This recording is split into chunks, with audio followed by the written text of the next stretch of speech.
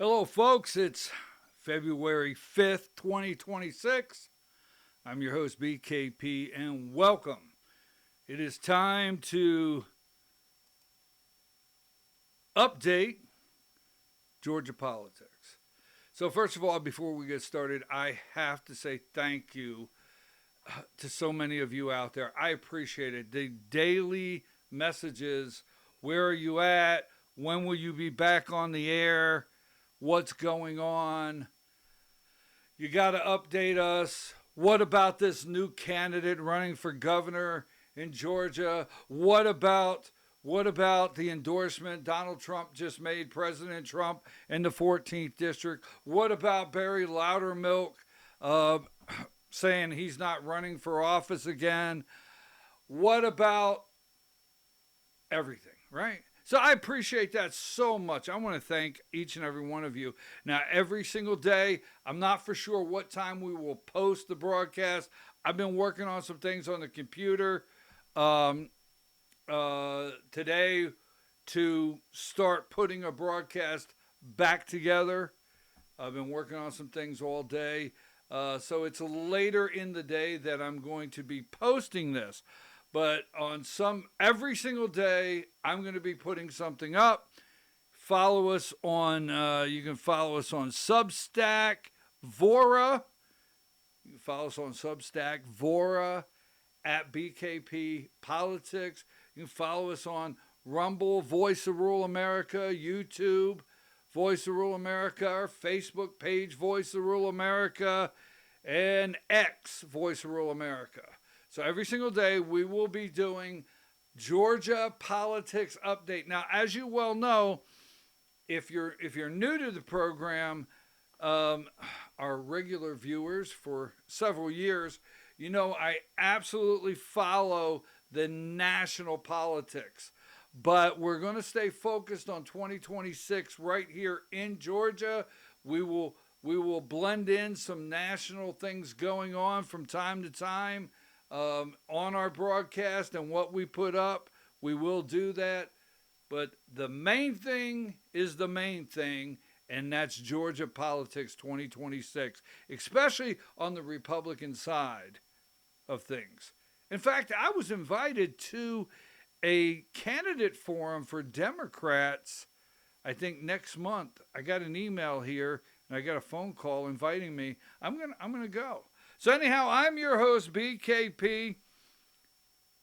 Let me share with you what we're going to discuss, the topics today. All right. The 11th district in Georgia. All right. So now we have the 10th district, which we know the 10th district that was gifted.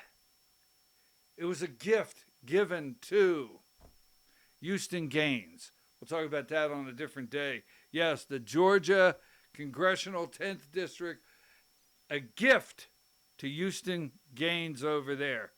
So anyhow, then we have the 1st District.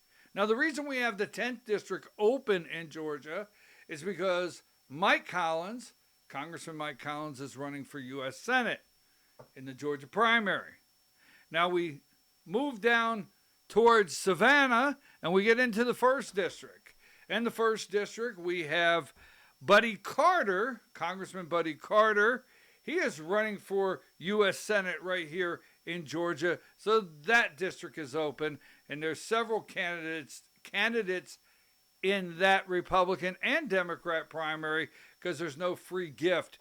It doesn't happen to be in Athens, where Brian Kemp and Marty Kemp live, and Houston Gaines, where I don't know, maybe he got that for Christmas or something, that congressional seat with no opponents. Moving right along, now we move up to the 14th District, where Marjorie Taylor Greene resigned, left office, but she's still very vocal. Oh, yeah, she's got her choppers going. They're going all right. But anyhow, 14th District's open, and now we have a jungle primary up there. Can't make this up. I think we have 19 candidates. That one's open. And then last night, breaking news about 4 o'clock, Congressman Barry Loudermilk in the 11th District will not seek reelection. Boom, boom, boom, boom. Bam. Wow. What a busy time. Now, so here's what we're going to do. We're going to update the 11th district. We're going to update the Trump endorsement for Clay Fuller over in the 14th district. We're going to give you a full update on the Georgia governor's race. Now, many of you, I went to Rick Jackson campaign kickoff yesterday. I went there yesterday, Alpharetta, Jackson Healthcare. The campaign, the guy did it right. I mean, he delivered. But I put it on social media, and you guys have questions. A lot of questions about Rick Jackson, his political affiliates, his political donations. So we're going to answer those.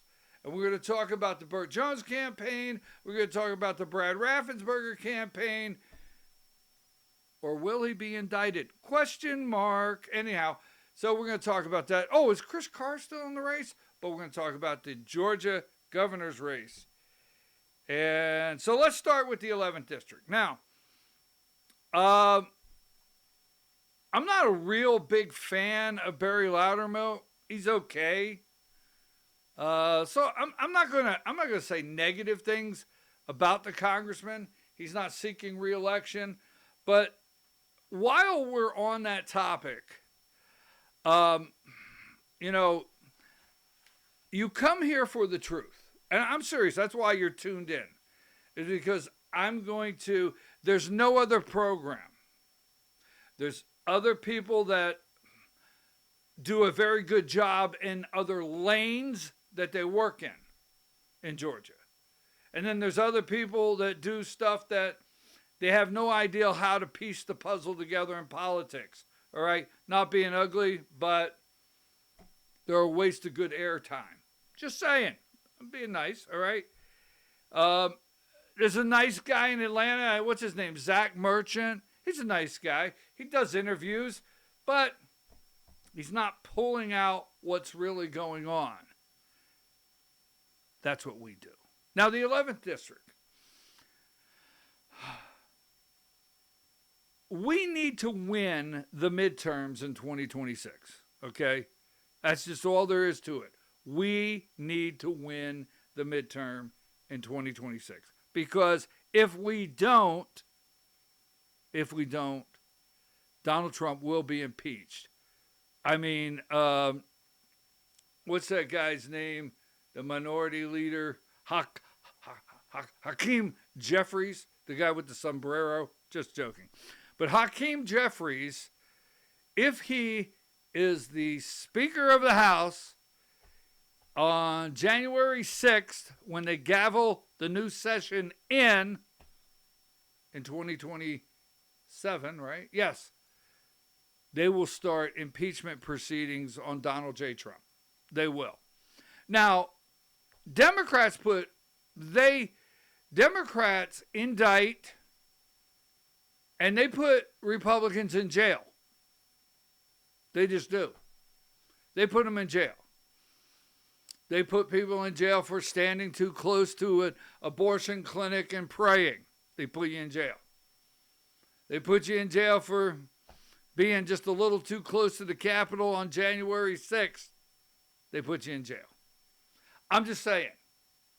So, we need Republicans to maintain majority in the House, the Senate, and obviously the Oval Office. Now, what Republicans do with that power, that's a subject for another day. It's basically useless. It could bear some fruit, but there you go. But Democrats, they'll put you in jail. They'll impeach you. They'll put you in jail. They'll destroy you. They'll ruin your life. Yeah. They're going to go after everybody. So, but let me go to the Texas district really quickly as we're talking about the 11th district of Georgia. The Texas congressional district that flipped last week, all right, 17-point, or maybe it was a House district. Anyhow, it was a Texas district. It's really irrelevant right now, but the district flipped a Donald Trump plus 17 district went Democrat. The first time a Democrat won this district in Texas since 1978. Now, also pay attention to a name called Tallarico. A guy, I think his name's Tallarico. He's a Texas state representative. He's running for U.S. Senate. He's running against Jasmine Crockett. Wow, right? He will win the primary for U.S. Senate in Texas, and then he will either be running against John Cornyn, is that his name, right? Or Ken Paxton in a Republican primary. Texas could come out with a Democrat U.S. Senator. This young man's impressive, okay? He's powerful, articulate, is that the word? Anyhow, watch. And the reason I bring up Texas, indication is that Republicans are going to lose control of the House. Now, we don't want that. We're going to work towards preserving our majority in the House. But right now, indications say the Senate could tighten up as far as Republican majority. And Hakeem Jeffries could be Speaker of the House. So that brings us back to the 11th District. Now, Barry Loudermilk chaired the January 7th investigation committee. January 6th investigation committee. He's kind of a lukewarm Republican. We'll just stay with that right now because he's resigning, or he's leaving, not resigning. He doesn't want to go back in the minority. He doesn't want to. Because if he goes back and takes his seat in the minority in the next, Congress, he's got problems. Republicans will have a lot of problems. You're seeing them leave, Republicans left and right. Now, Democrats, a senator, a U.S. senator, okay? Even if you're in the minority, it's not that bad. It's really not. U.S. senator is an elite position. There's only 100. It's not 435. There's more perks for the majority than the minority in the Senate, but it's not a bad job. But in the House of Representatives, if you're in the minority, you get the broom closet for an office. The media's not looking for you to make statements on TV at night. They're not offering you the Sunday morning shows. You're not getting invited to the big parties. You don't play golf. You're the caddy. All the above. It's not somewhere where it's really enjoyable to be in the minority as you don't have subpoena power. All the above. So I'm telling you now, Barry Loudermilk is bailing on the 11th District because he actually thinks they're going to lose. And that's the tea leaf. Maybe not the 11th District, but the majority in the House. I definitely feel strong. That's why this guy is not running for office again. That's it.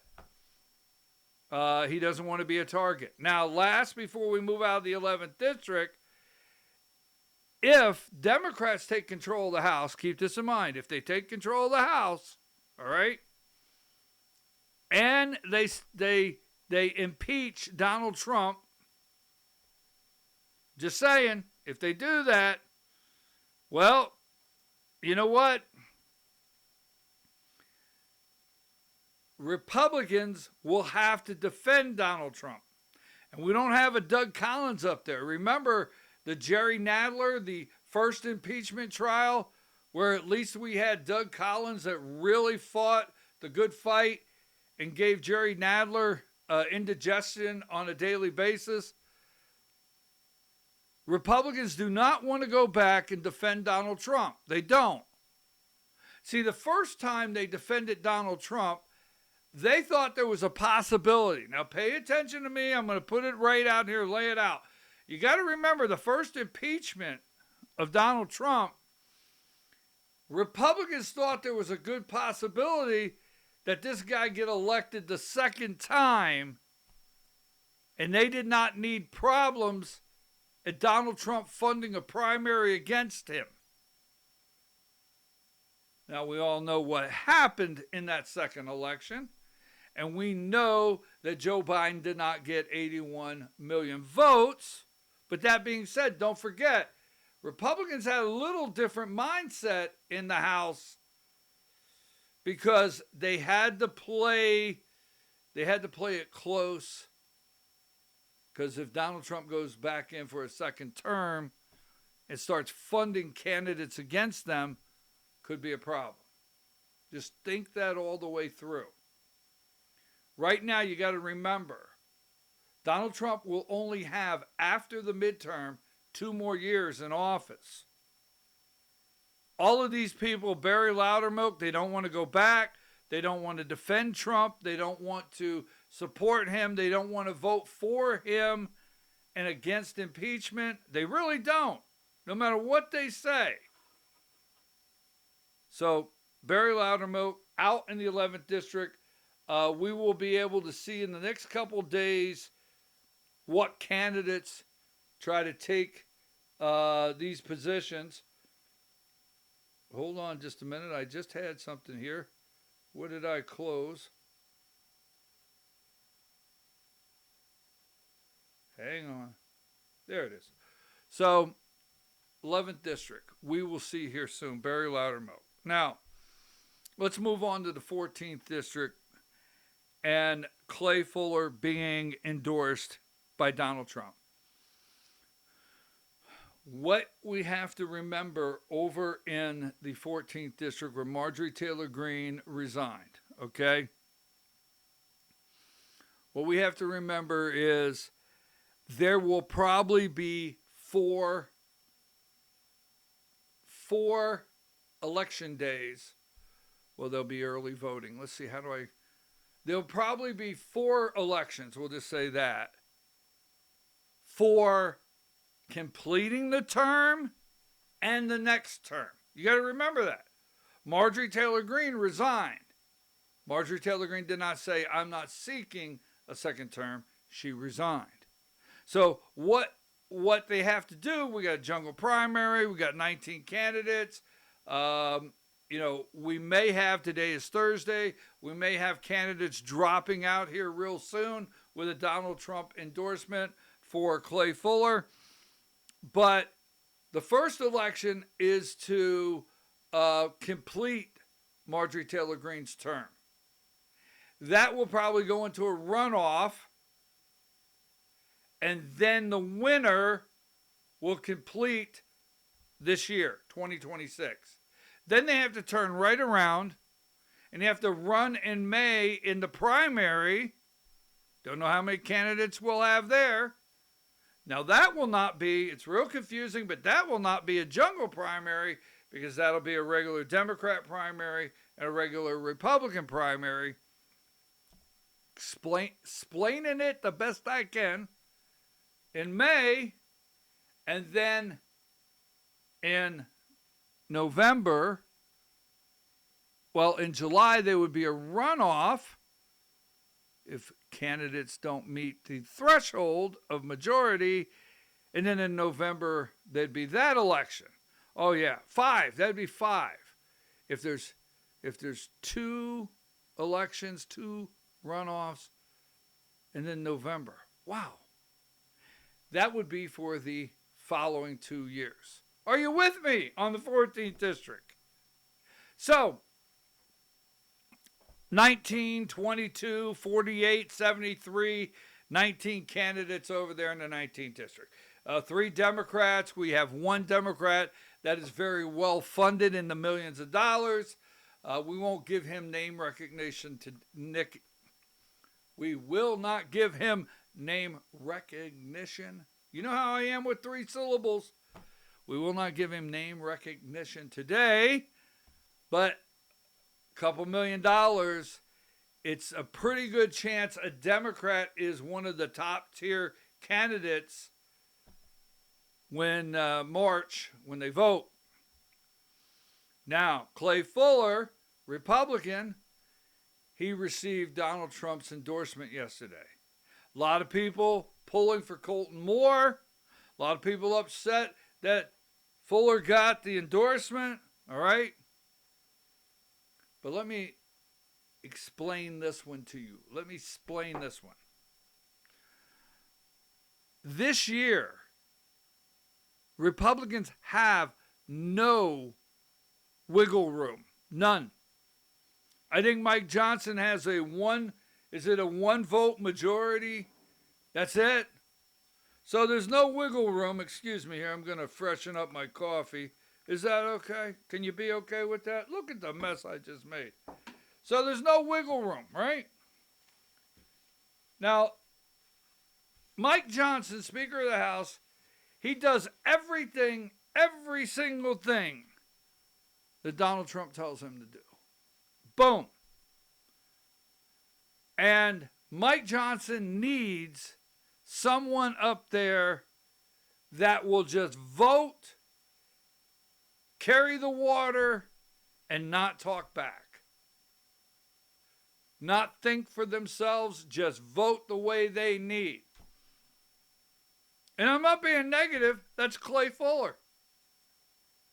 Clay Fuller, if elected, will go up there and he'll lockstep, he'll support what they want to do, and he won't give them any problems. He won't go out and find a video camera and start saying that he wants to see the Epstein files. Nope, he won't do that.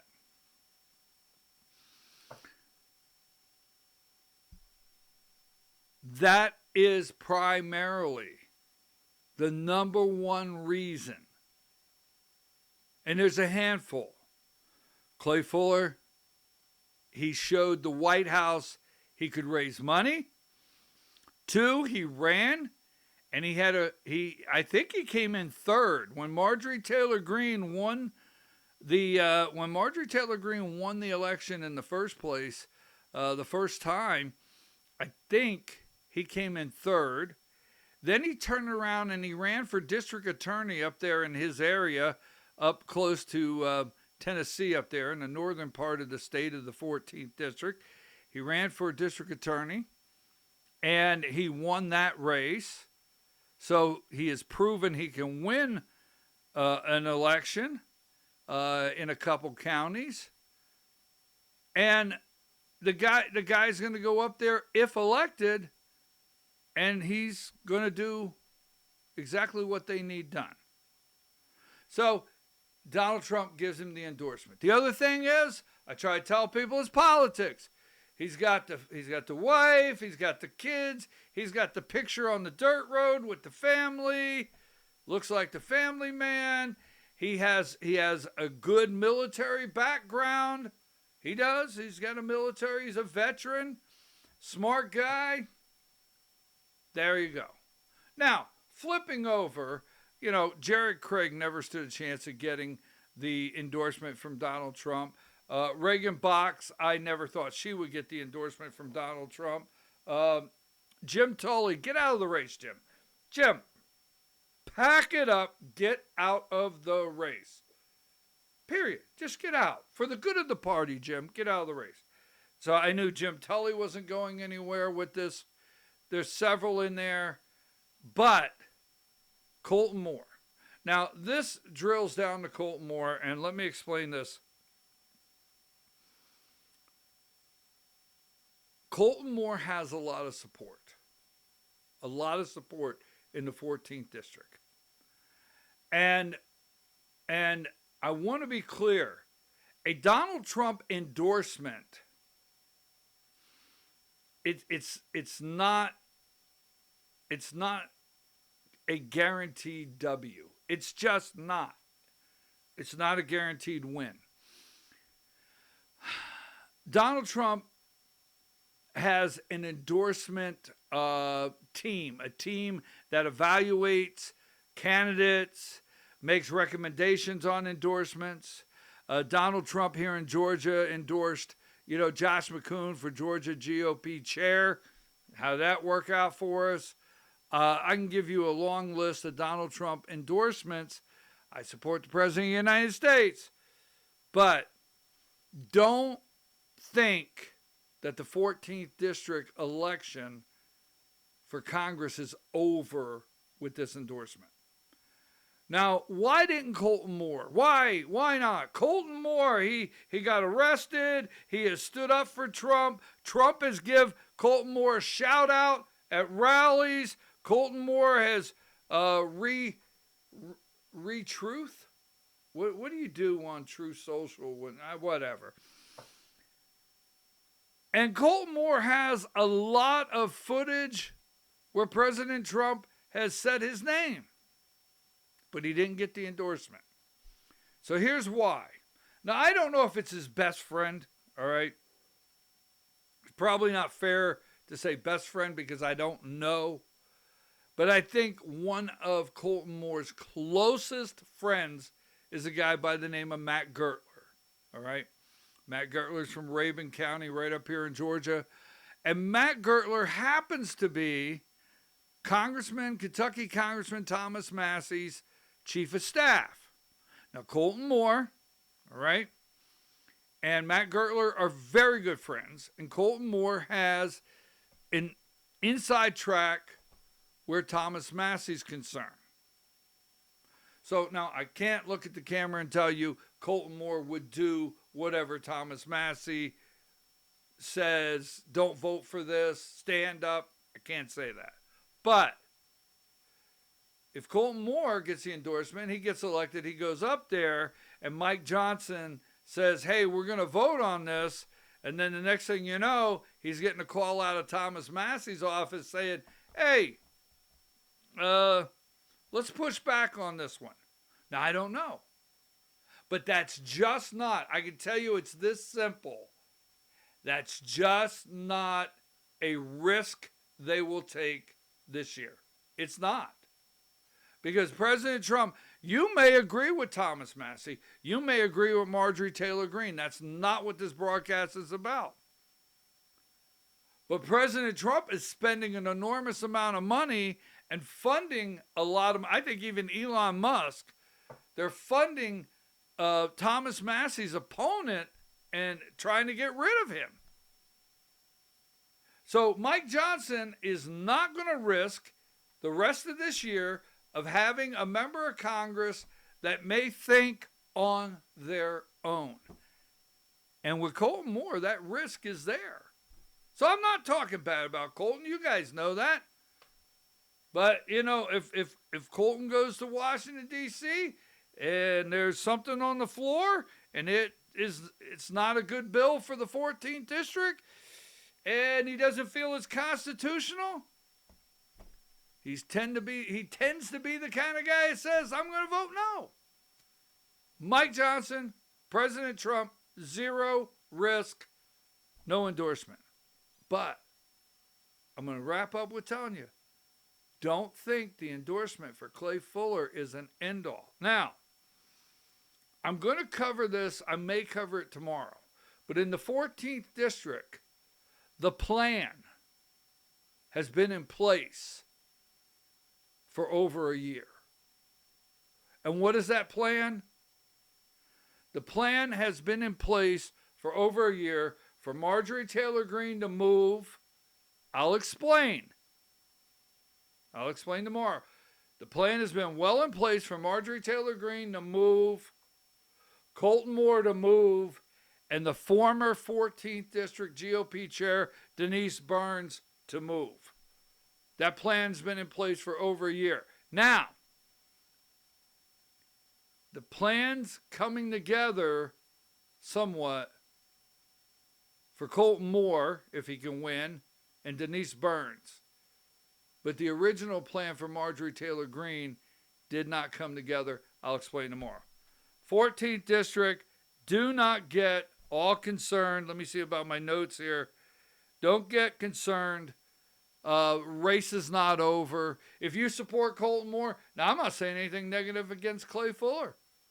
I don't know the candidate well enough. But if you support Colton Moore out there today, don't be discouraged. Get out there and fight. Get your candidate over the finish line. If you support, what's the young man's name? Nikki Lama.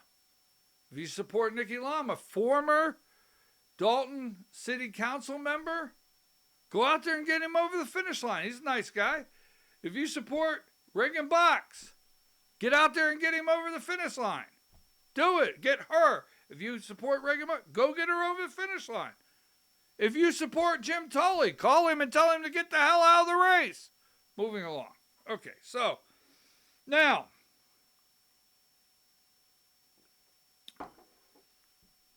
let's get to what we've been waiting for. The governor's race in Georgia. So, I went yesterday, as you well know, a couple days ago, Rick Jackson from Alpharetta, a billionaire in the just the pharmaceutical, because I think it's amoxicillin. He purchased a failing, bankrupt antibiotic manufacturer. I think it's amoxicillin, the last one in America. If he would not have, he took a risk. He took a financial risk, and I don't have all the details on the screen, so I don't want to mess it up. But he took a financial risk. He was told not to take it. I've heard him say he was told not to take it, that he was making a mistake. But he said something, not quoting the man, but he said something in a reference that if he would not have taken over this bankrupt antibiotic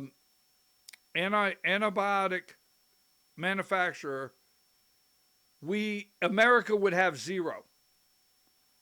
All of our antibiotics would come from China. That's what I understand.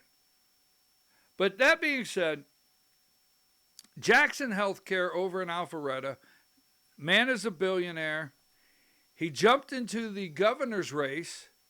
He jumped into the governor's race here in Georgia 2 days ago.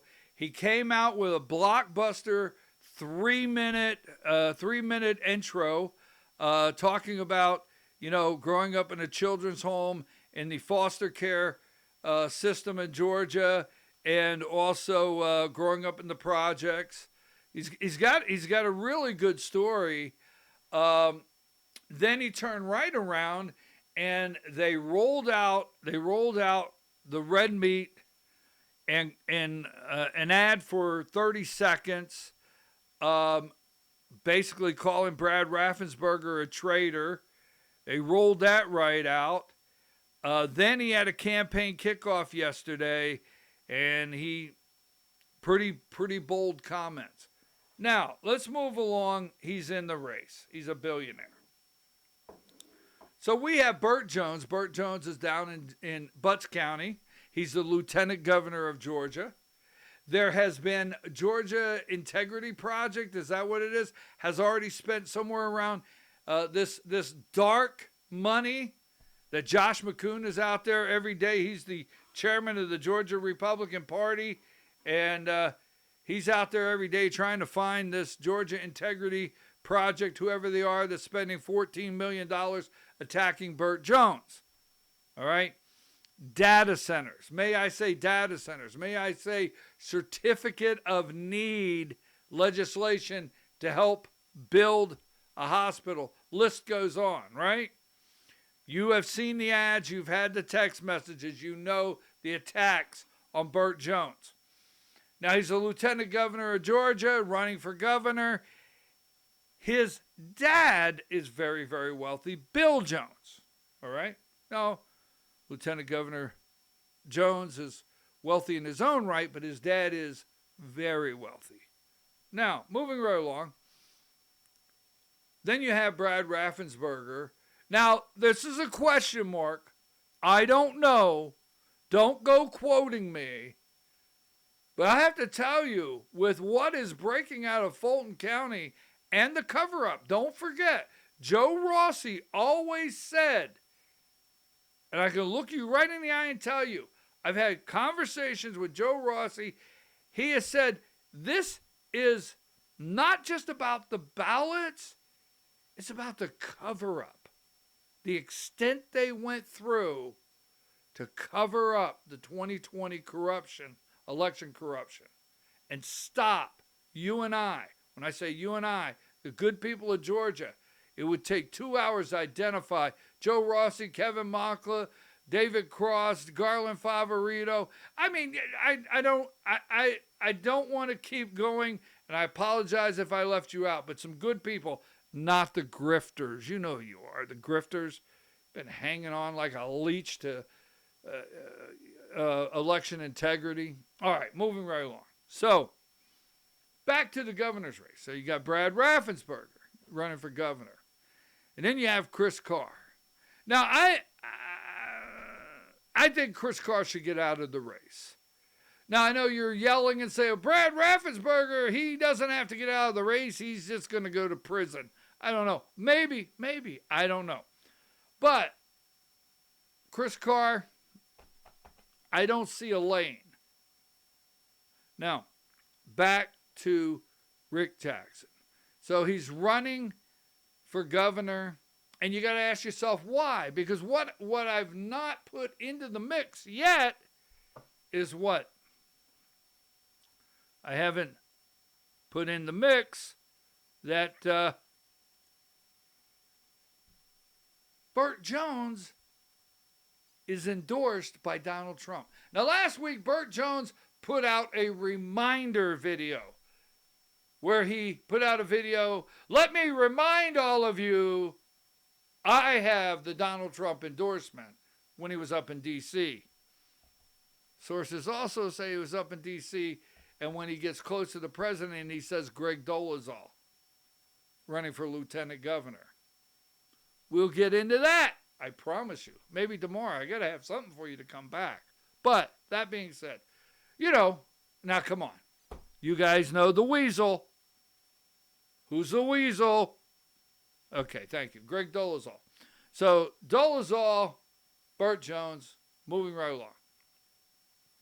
He has Trump's endorsement. So why'd Rick Jackson get in the race? Now, yesterday, I went to the campaign kickoff. Wow, what a beautiful place. I mean, this is absolutely beautiful. The company's got this big glass elevator. The guy came down the elevator to Elvis music. Da-da-da, da-da-da. I'm sorry. I don't know why I do that stuff, but hang in there. Okay, so he comes down the elevator. He gets out. The place is packed with people. They got signs. They got flags. I'm there on the podium. I'm watching all of it, right? Now, no Josh McCoon from the Georgia Republican Party. No Sally Grubbs from the Georgia Republican Party. No one from the Georgia Republican Party. The reason I bring that up is when Burt Jones had his campaign kickoff, right? You could not, the Georgia Republican Party showed up in big numbers. And what I mean by that is, Josh McCoon, the chairman, he gave a big speech. He was one of many, but he got on the stage. To me, he never said the word endorse, but he's like, I'm here to endorse Burt Jones, but I'm not going to say it. I was in the room. And Sally Grubbs was there. Sally Grubbs is now on, or Sally Grubhub, as you well know her. She's now on the state election board, appointed by Burt Jones. We'll get into that in a minute. But yesterday, not a single GOP member, but the place was packed. So I get out of there. We did a Facebook Live, okay? We did a Facebook Live, and you guys started with all the questions on there. We're going to address them. And this is, I want to be very, very clear. This is not an endorsement. No, no, no. No endorsement. But as I started gathering these questions, I said, okay, let's see how the Burt Jones campaign responds. Now, first of all, when the man got up there, you know, he told some pretty good stories of his past, very, very interesting. And then he started getting into the reasons he's running for governor. You could go watch it on our Facebook page, Voice of Rural America, Rumble. But he started getting into the reasons he's running for governor. And he said, I looked at all the candidates. Ready? He said, I looked at all the candidates in the race. And he said, we have a so-called front runner who is as lazy as the day is long. We have a so-called front runner who is as lazy as the day is long. Then he gave a very conservative, strong speech, and he referenced President Trump several times. Now, I've been told, and it's out there in publications, that he gave Donald Trump $1 million for his campaign. That's what I was told, $1 million. So I wanted to see, how did the Burt Jones campaign respond? Now, this is Scott Paradise, okay? Now, Scott Paradise is, he may be the campaign, chair of the campaign, the top guy, I'm not for sure. These people are nice people, I know them, but Scott Paradise, the Burt Jones campaign comes out and says, never Trump billionaire healthcare executive, so he called him a never Trump, stands ready to address the assembled crowd of paid employees. Now, it was a crowd. It was crowded. They were probably his employees. But he goes on to say paid employees in his palatial office. Oh, it was nice. Oh, it was nice. The momentum is as real as his support of President Trump. Well, he said yesterday, he kept saying he supported President Trump. Now, this is Chip Lake. Chip's a nice guy. I like Chip. I know Chip a long time. And Chip used to work for Jeff Duncan. But he admits that, and he got forgiveness. He left, and he got forgiveness for it. And Chip's a good guy. He really is. But he is with Burt Jones's campaign, and he puts out, so a billionaire healthcare executive who got Jeff Duncan elected lieutenant governor. Now, he got Jeff Duncan elected lieutenant governor. He's in Alpharetta, his business, Mr. Jackson. Jeff Duncan lives in Alpharetta. That's his state representative running for lieutenant governor. Now, that being said, I voted for Jeff Duncan in 2018. I did. So maybe I helped him.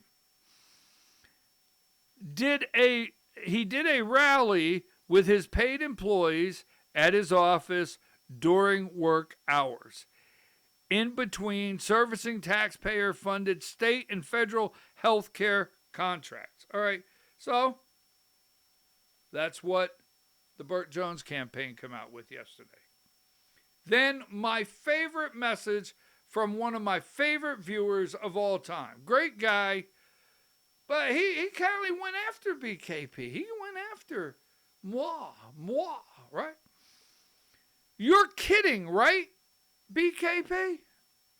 This guy has Bush ties. This guy has Bush ties, Romney ties. He's in with Big Pharma. He gave money to Jeb Bush, runs ads making it look like he's for MAGA, endorsed Haley in South Carolina, and had Pence staffers, and many other non-MAGA ties. Now, he gives me a directive. Maybe you should go back on the air for a special Georgia hour and explain yourself with 4 exclamation points. You come out here, you need to explain yourself. Okay? I said, okay. All right. Then I got messages all over social media. Hey, he gave Nikki Haley money. He gave Bush money. He's got ties to Big Pharma. His employees were there. Okay. So I thought about it and I said, let's just answer your questions. So he did hold the rally at his office. He did. And when he held the rally at his office, right, it was packed. And I didn't recognize the people. Usually when you're a host, no joke, I usually know 65% of the room.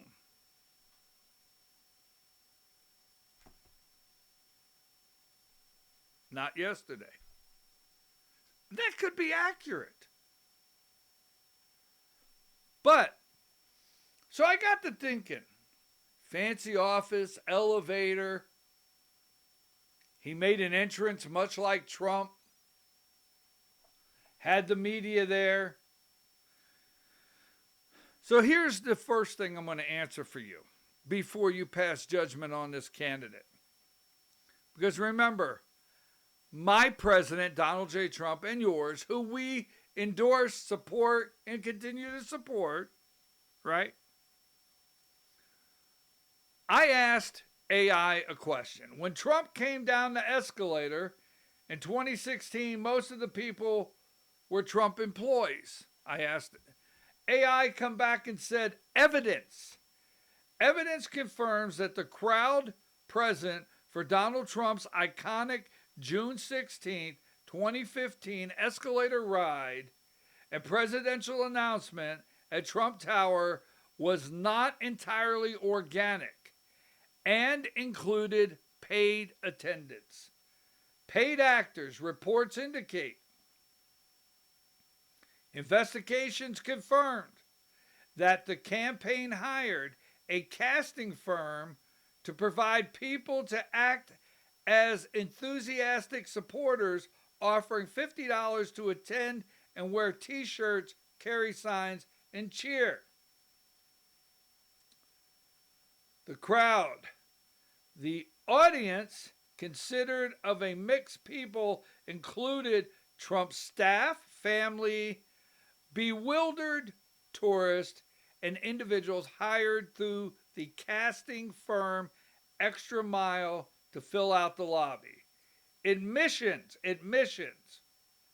While initially denied by campaign manager Corey Lewandowski, it was later confirmed the campaign paid a firm to secure crowd members for the event.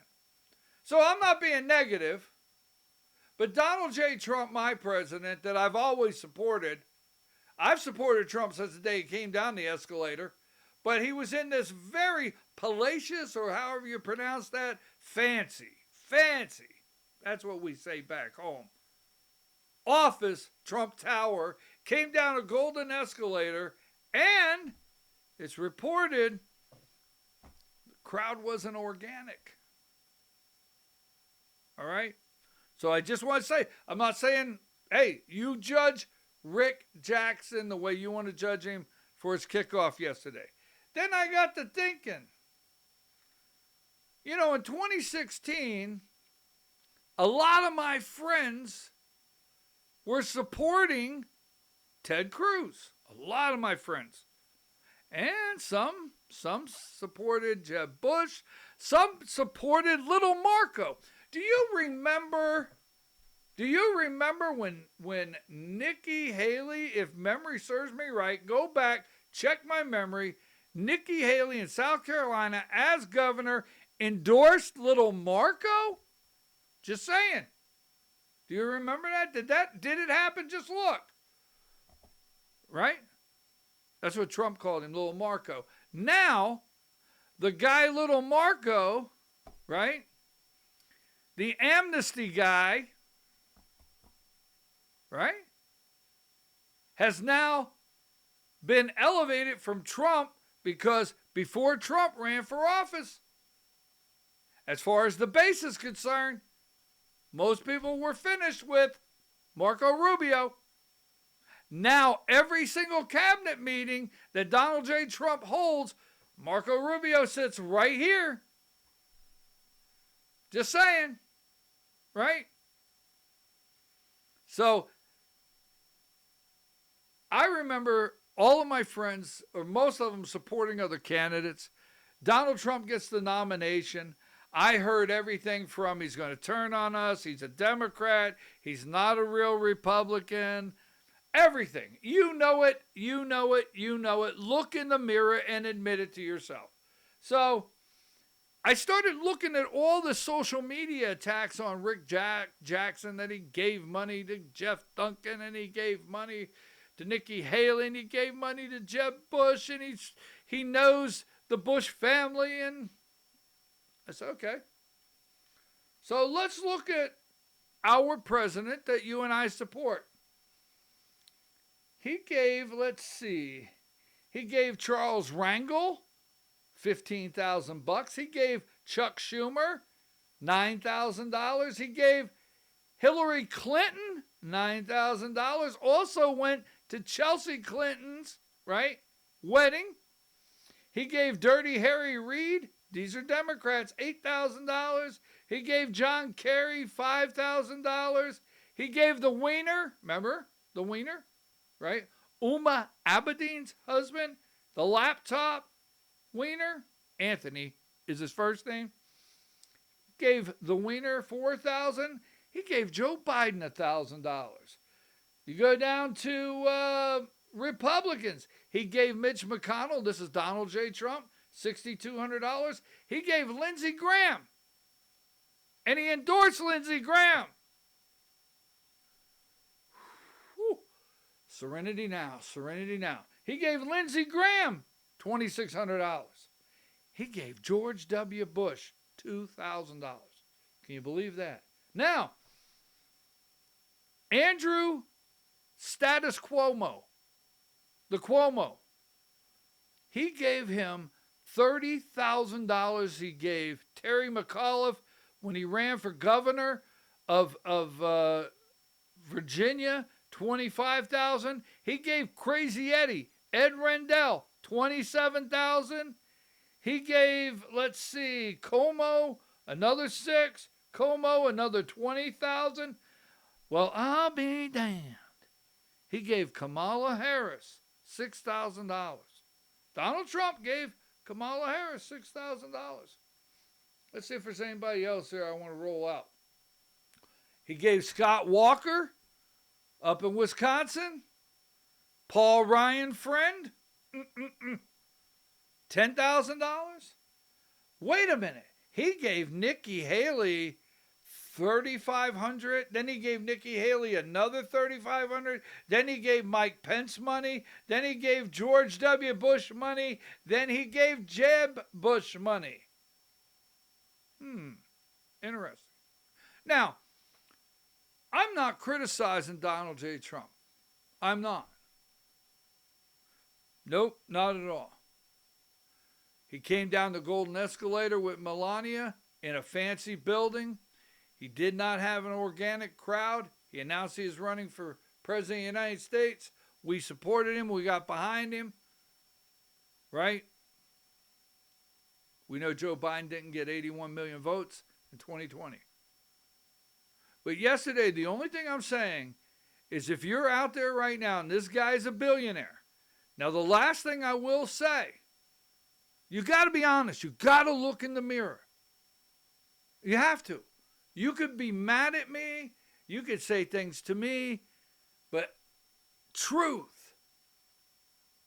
Now I hear, oh, he's tied to Big Pharma. Hey, I don't like it. Look you right in the eye, I don't like it. But guess what? Our president, Mark Zuckerberg, spent millions. Was it 300 million? I don't know. Millions. Participating in stealing the 2020 election. Buying mobile voting vans for Fulton County. Buying drop boxes. Right? Mark Zuckerberg, friend of Epstein. Bill Gates, piece of garbage, friend of Jeffrey Epstein. Donald Trump broke bread with them. Donald Trump is tied to the tech community, the billionaires. Right?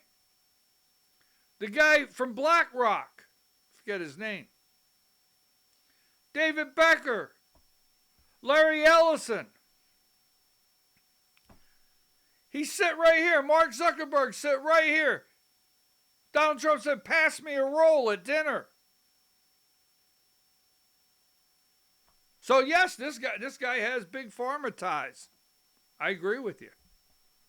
But every single thing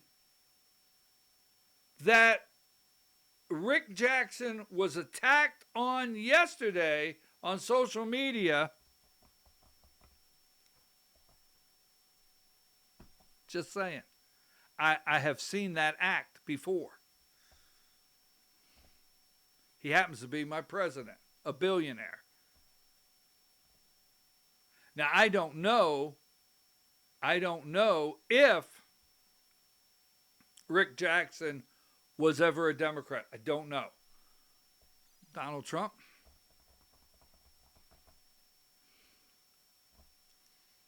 Remember when Donald Trump was friends with Chris Christie? All right, enough said. I'm just saying, all right? Now, Burt Jones, we see the attacks. Now, there's a lot of talk. This is going to make some people angry. But there's a lot of talk that says that there's internal polling that says Burt Jones can't win the general election. That's a lot of talk, okay? We'll get into this a lot deeper on the governor race.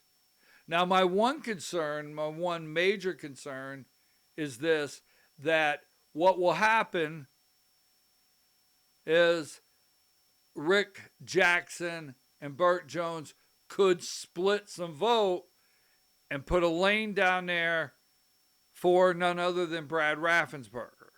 It could happen. We will see. So a reporter came up to me yesterday and said, do you think Trump likes this guy? And I looked at the reporter and I said, have you ever seen a billionaire Trump did not like? I haven't. I've never seen a billionaire Trump doesn't like. Now, what I'm being told is Trump does like this guy. It's what I'm hearing, okay? And I'm hearing there's going to be some developments in the coming days. Hey, I'm waiting out here just like you. But this guy's serious. He's putting $50 million into his race. And he said, quote, it's in the video, I will spend what I have to win this race. I mean, the guy's not in it to place. I mean, he's not in it to be a show horse. He's in it to win. It's in the video. So that being said, this is really going to get tough. And it's also got Democrats nervous.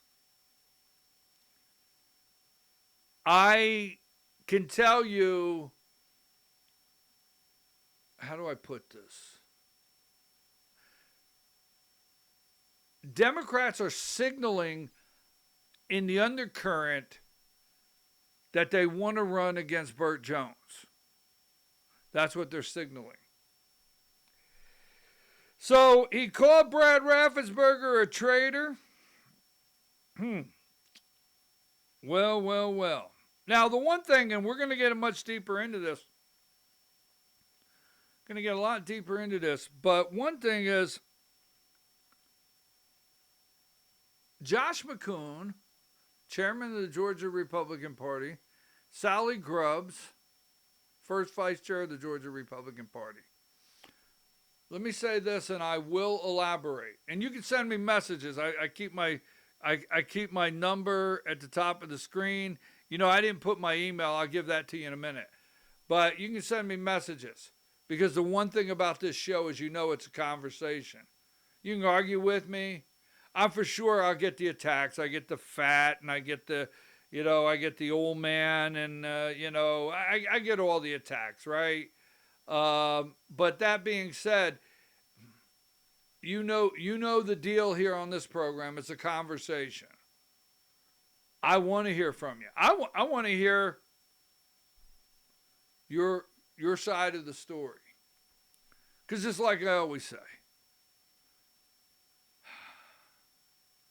you have an opinion, I'm correct, and we'll work around it.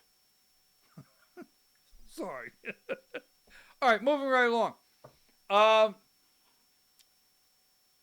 Sally Grubbs being put on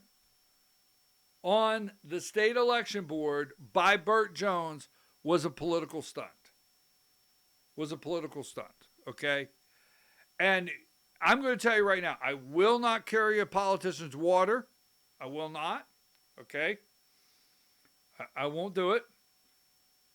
I will not stand for political stunts. I won't do it. Okay? And this may not work out well for me, and it may be dangerous for me to go out there. I won't do it. Greg Dolezal, Greg the Weasel, all those speeches, he's gone into the well of the Senate with his bestie, Burt Jones, and he's used up time to talk about elections. Greg Dolezal standing in front of that UPS store telling you how many people are registered to vote here. I have a question for you. And I'm not going to call this guy out. Call him out. I'm not going to highlight him because I didn't ask to begin with if I could. And if he tells me, hey, go for it, I'll put it in one of the broadcasts. But, I think, correct me if I'm wrong, I think Greg the Weasel Dolezal, and yes, he is. I don't hate the guy. He's just a weasel. You ever met a weasel? That's Greg. Moving right along. I'm trying to get myself focused here. Forsyth County. How many thousands? That's where Greg lives, right? Does he live in Forsyth? Forsyth County.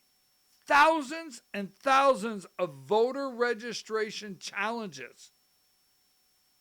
Legitimate challenges that the Forsyth County, I think, election board threw out. Right? You remember that? Threw out.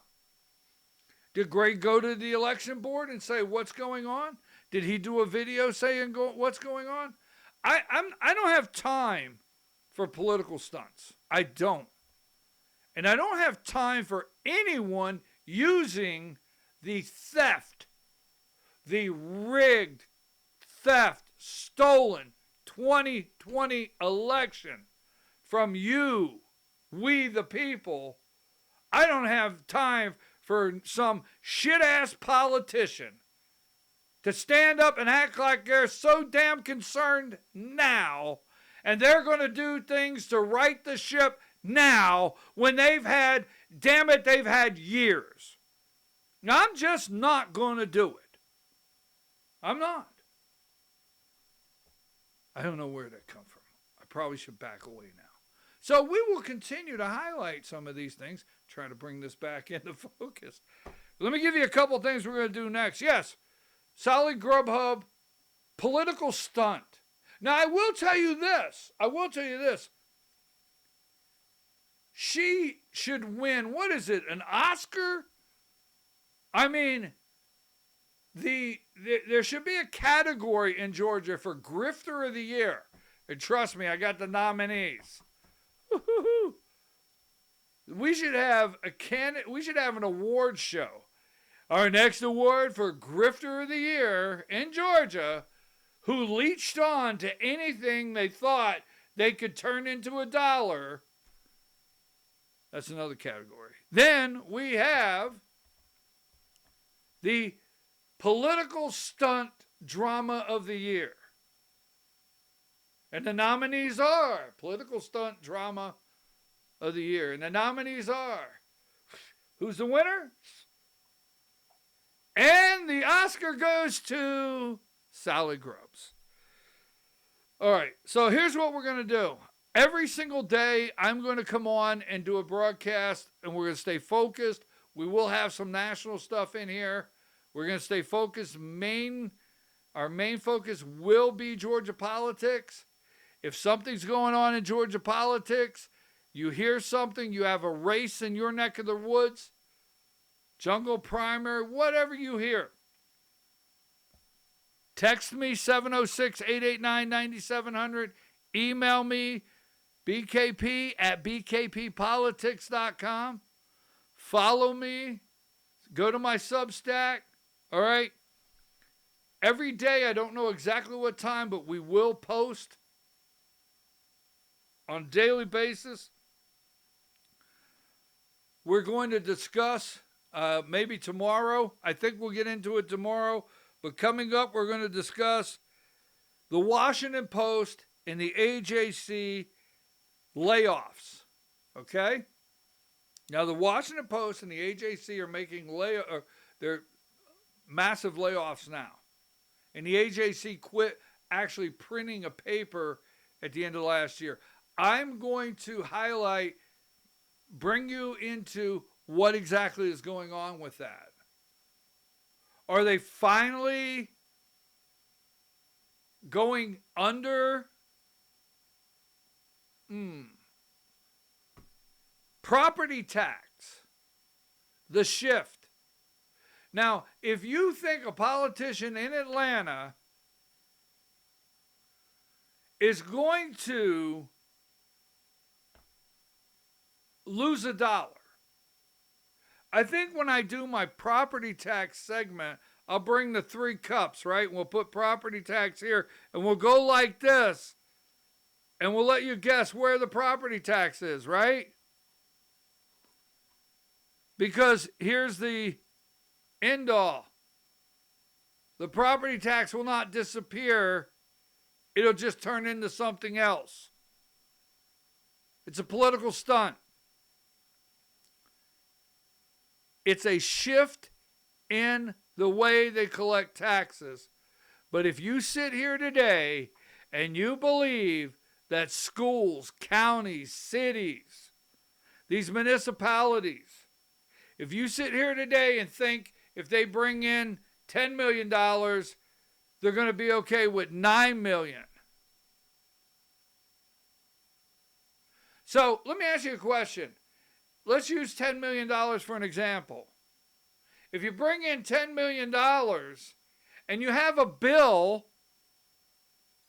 that says you're going to put a mechanism in there to make up for the losses, for the counties, the schools, the municipalities, to make up for the lost revenue. They still have $10 million. Did we invent money? I don't know. You tell me. You can say, hey, BKP, you're lost on this. But wait a minute. If you have a bill that says you're going to exempt homestead exempt, you're exempt from property tax. Okay. But the county you live in, you're going to put a mechanism in that bill that county does not lose any resources. So you're not paying property tax per se down at the glass window to the property tax people, but the county or the municipality or school system is still going to get the $10 million because there's a mechanism, I keep saying, for them to get what the shortfall would be. Wonder where in that space out there that free money comes from. I bet it might come from you, just in another direction. Maybe at the store, maybe when you buy something, some hidden fees. All right, so we will talk about the political maneuvering for property tax, because they want to get out. They want to get out of there and start yelling and go on the campaign trail when the session ends. We cut your taxes. We cut your state income tax. We cut your property tax. So we're going to talk about that. What happens to elections in November? What happens? Do you want to federalize the elections? What do you think is going to happen in Fulton County? So we have a lot going on. We're going to talk about the lieutenant governor's race. We're going to talk about the Secretary of State's race. We're going to talk about every race out there. We're going to talk about the legislative session. Please get bills to me. If you have bills, if you're reading bills that you have concerns, get them to me. Let's do what we can. All right? So, I'm your host, BKP. It's been fun. I'm starting to get my groove back. I really am. I'm starting to really get into this. I mean, it's almost like I've done this before. Like riding a bicycle. All right, so, look, we want to win in 2026. Let me wrap this up. We're going to win in 2026. We do not want to lose. You got it? I'm serious. Now, I'm available. I'm available. If you have a group and you want me to speak with your group, I have 2 engagements here in the near future. Contact me. All right. I'm on my way. If the calendar is blank on that night, I'm on my way. I'll be glad to come speak at your Republican Party. Now, if the state Republican Party finds out that you're having me there, they'll get all upset. But the state party does not have a true, clean action plan. They don't. It's like Burt Jones, governor. I mean, we're not supposed to endorse candidates in the primary, but you got Charlie's kids, yeah. Turning Point Action or whatever they are, Charlie's kids. They've endorsed Burt Jones. They're going to be working for him. Right? Anyhow, that being said, I will be glad to come speak at your Republican Party. We have to change the direction and get our message out. We need to win 2026. I'll give you one thing, and I keep saying this and I'm going to get out. All right?